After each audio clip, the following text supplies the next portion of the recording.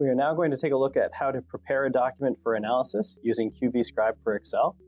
So we have an Excel spreadsheet here. This is from Halifax Regional Municipality for an emergency notification system that they're looking to implement.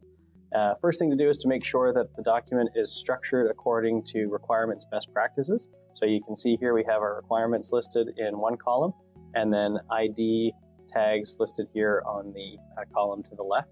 So that looks good. To open QVScribe, I just go to the QVScribe tab at the top here, and then on the far left, this will launch QVScribe. So here it's ready for our document. So the first step is to simply highlight all of the cells that contain requirement statements, and then click the Add button.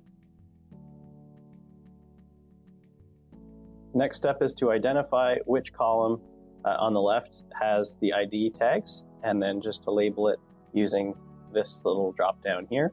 So they are in column B, so we choose column B, and our requirements are now listed and ready for analysis.